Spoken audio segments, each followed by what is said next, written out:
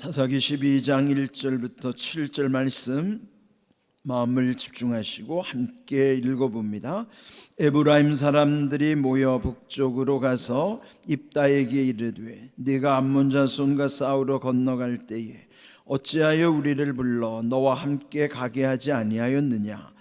우리가 반드시 너와 네 집을 불사르리라 하니 입다가 그들에게 이르되 나와 내 백성이 암몬 자손과 크게 싸울 때에 내가 너희를 부르되 너희가 나를 그들의 손에서 구원하지 아니한 고로 나는 너희가 도와주지 아니하는 것을 보고 내 목숨을 돌보지 아니하고 건너가서 암몬 자손을 쳤더니 여호와께서 그들을 내 손에 넘겨주셨거늘 너희가 어찌하여 오늘 내게 올라와서 나와 더불어 싸우고자 하느냐 하니라.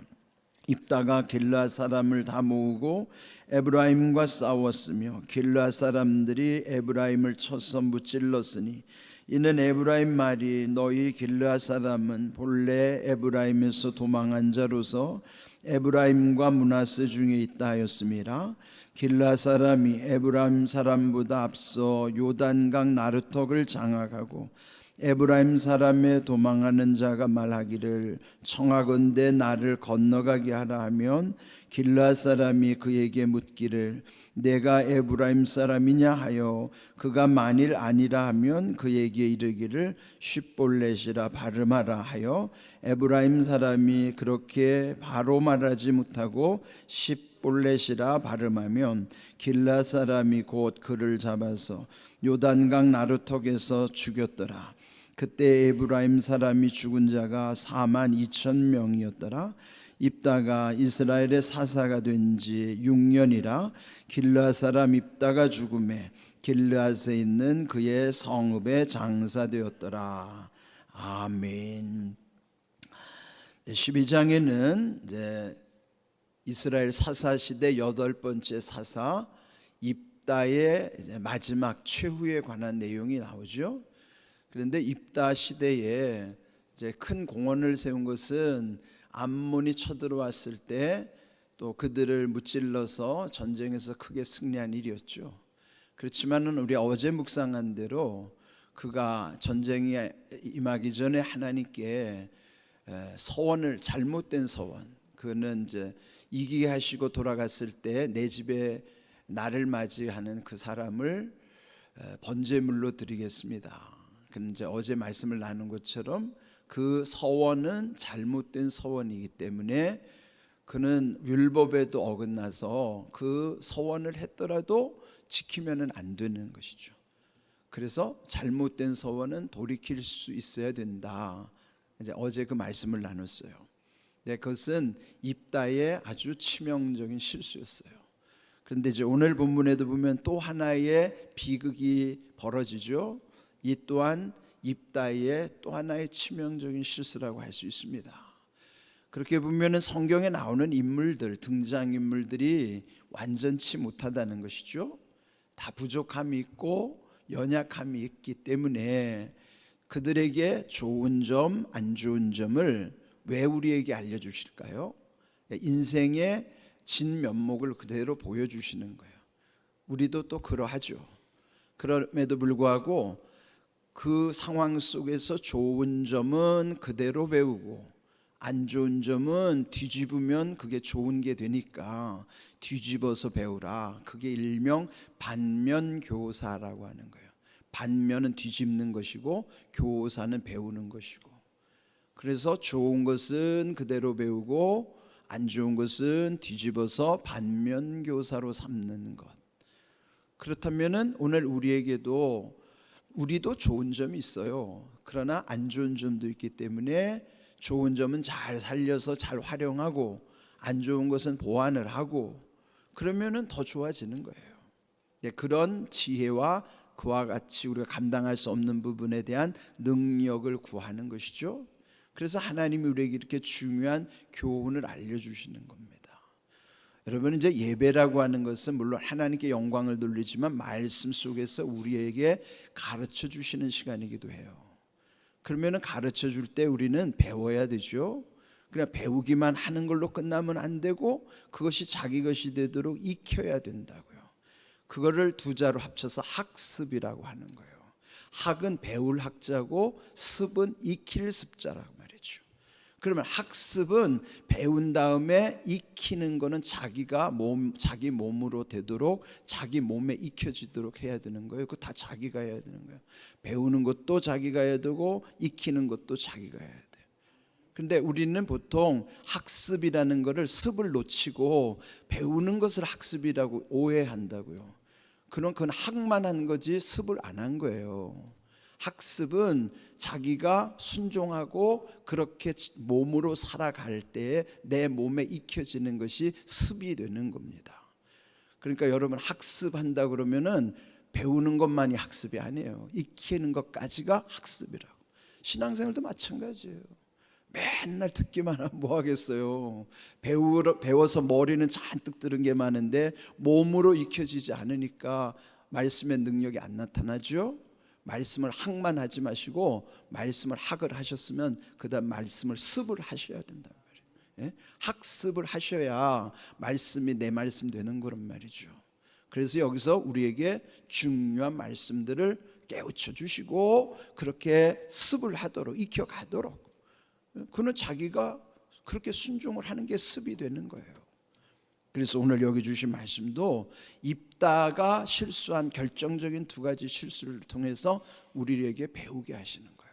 반면교사로 삼고 그것을 학과 습을 통해서 우리는 그렇게 안 되도록 바른 길을 가도록 그렇게 말씀하시는 거예요. 오늘 이제 결정적인 두 번째 실수는 뭘까요? 여기 1절을 보면은 에브라임 사람들이 또 와서 시비를 거는 거예요. 왜 또 와서 시비를 거냐 그러면 8장 1절에도 보면은 그 다섯 번째 사사였던 기드온이 300명의 군사로 미디안의 13만 5천 명을 물리쳤을 때도 그때 뒷북을 친 사람들이 이 에브라임 사람들 와가지고 왜 우리를 뺐느냐. 그때 그래도 기드온은 그들을 달래줬어요.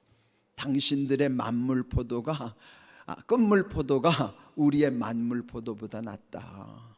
그래서 무마시켜서 그들을 얼레서 돌려보냈는데 여기에 입다가 승리한 다음에 또 찾아와가지고 시비를 거는 겁니다. 그러면서 말하기를 왜 암몬 자손과 싸울 때에 어찌하여 우리를 불러서 함께 가지 아니하였느냐? 그러면서 이제 거기에다가 아주 마음에 불을 지르는 거예요. 반드시 너와 내 집을 불사르리라. 그런데 이때 입다가 말하기를 내가 너희를 불렀다. 2절 둘째 줄에 보면요, 내가 너희를 불렀지만은 너희가 오지 않아서 도와주지도 아니하였다. 그리고 3절 넷째 줄을 보면은 어찌하여 오늘 내게 올라와서 나와 더불어 싸우고자 하느냐. 오늘 제목이 어찌하여 싸우고자 하느냐. 우리 주변에도 보면은 이렇게 싸우려고 하는 현상들이 많죠. 시비를 걸고. 그런데 이렇게 시비가 붙을 때요, 휘말리면 안 돼요. 이제 물론 이런 경우가 있으면은 감정이 대립되면은 맞붙어서 큰일 나는 거죠. 그런데 여기에 이제 결국은 이제 이 4절에 에브라임을 쳐서 무찔렀다. 전쟁이 벌어진 거예요. 그렇지만 이 에브라임이 지파는요 12지파 중에서 인구가 두 번째로 많은가 이렇게 아주 강성한 지파예요. 그런데 그 역할을 제대로 못하다가 이기니까 와서 뒤에서 숟가락 얹으려고 그러고 뒷북을 치고 그러는 거예요. 이것도 안 좋은 습성이죠. 이전에 이미 그 기드온 때도 그런 전례가 있었는데 또 이러니까 이런 거는 습관이라고 할 수 있죠. 그러니까 우리도 보면 반복되는 습관에 안 좋은 거 이런 거는 잘 고쳐야 되는데 결국은 이 문제가 이제 비극으로 벌어지는 거예요. 그런데 사실 지금 이 입다 사사도 므낫세 지파 사람이거든요. 그럼 에브라임과 므낫세는 요셉의 두 아들이에요. 므낫세는 맏이고 에브라임은 둘째 차자란 말이야. 그런데 사실은 야곱의 12 아들 중에 이들은 아들이 아닌 손자들이라고요. 에브라임이나 므낫세나 다 손자들이에요. 다 아들들이 한 몫을 차지하는데 여기는 손자들을 아들로 입양해 가지고 에브라임이나 므낫세도 한 지파들로 세워준 거예요. 그러면 아들이 아닌데 손자임에도 불구하고 아들이 받는 몫을 다 받아서 한 지파들을 이루었어요. 두 므낫세나 에브라임. 근데 더구나 에브라임은 둘째 아들임에도 불구하고 야곱 할아버지가 축복할 때 엇갈려서 이렇게 축복했거든요. 오른손에는 원래 마지 므낫세의 머리에다 손을 얹어야 되는데 오히려 이 오른손을 둘째 아들 에브라임에다가 얹고 이렇게 왼손은 큰 아들, 큰 손주죠. 그 므낫세에다 올려서 이게 엇갈리게 했단 말이에요. 그렇게 보면 에브라임은 둘째임에도 불구하고 장자의 몫을 차지한 거라고요. 그러면 이 에브라임에 있어서는 복을 어떻게 받았어요? 손자들인데 아들 취급받았고 둘째인데 마지 취급받았으니까 에브라임은 복에 복을 받은 거라고. 그런데도 겸손하지 못하고 이렇게 와가지고 시비를 붙는 거예요. 그러니까 여러분 잘 생각하셔야 돼요. 은혜 받았다고 다 겸손하지 않아요. 은혜 받았다고 은혜 받으면 겸손을 놓치는 순간 다 교만해진다고요. 그러니까 은혜 받을수록 겸손해야 된다고. 은혜 받을수록 겸손 놓치면 다 교만에 빠져서 이렇게 에브라임처럼 되는 거예요. 그래서 이제 한판 전쟁이 벌어지는데 이제 이들이 요단 강 나루터를 미리 이 길라 사람들이 장악을 한 다음에 이들이 건너가지 못하도록 하고 다 도륙을 시킨 거예요. 그리고 건너는 사람들을 일일이 확인합니다. 그러면서 외모는 비슷하지만 말이 다르거든요. 우리나라도 보면 호남, 영남 말이 다르잖아요. 그런데 그 사람들의 특징이 뭐냐면은 발음을 못하는 발음이 있어요. 그래서 쉽볼렛 해봐라. 그러면은 쉽이 영어 SH 발음이 안 돼가지고 십볼렛 이렇게 발음하는 거예요. 쉽볼렛 해봐라. 그런데 십볼렛 하면은 아, 요 놈은 에브라임 사람이라고는 쳐 죽이는 거예요. 근데 여러분 이게 우리도 보면은 지역에 따라서 발음을 못하는 발음이 있죠. 이를테면 쌀 못해가지고 살이라는 것처럼. 근데 일본 사람들이 영어를 참 못해요. 옛날 어른들이 보면 잔을 곱부라고 그러죠. 곱부. 이게 원래 컵이거든요. 영어로 컵. 컵이 발음이 안 돼가지고 일본 사람들 곱부 이러거든요. 그걸 우리가 일제 시대 때 받아가지고 컵을 곱부 이렇게. 일본 사람들이 영어를 참 못해요. 맥도날드 우리는 다 따라해요. 근데 그 사람들 보고 맥도날드 따라해보면 못해요. 뭐라고 하는 줄 아세요? 마그도나르도 이러거든요. 그러니까 일본 사람들이 영어 발음을 못합니다. 맥도날드가 안 돼가지고 마그도나르도. 그래 한국 사람들 영어를 일본 사람들한테 배워가지고 한국 사람들이 영어를 못하는 거예요. 못하는 사람한테 영어를 배우니까 우리가 못해졌는데 일제시대 때 영어는 다 엉터리 영어를. 그래서 요즘 젊은이들은 영어 참 잘해요. 우리나라 발음은 거의 다 할 수 있어요. 그런데 이렇게 쉽볼렛 해보라고 발음이 안 돼서 십볼렛 하면 이거 요거 에브라임 사람이라 다 죽이는 거예요. 그렇게 해서 죽은 사람이 몇 명인가? 6절 끝에 보면 죽은 자가 42,000명이나 죽었어요. 그러면 이게 같은 동족 간의 전쟁이 벌어진 거예요. 우리가 6.25 전쟁이 동족 상잔의 비극이었듯이 직전에는 암몬 사람들과 전쟁에서는 승리했어요. 그런데 그 이후에 이런 갈등으로 인해서 내전이 벌어진 거예요.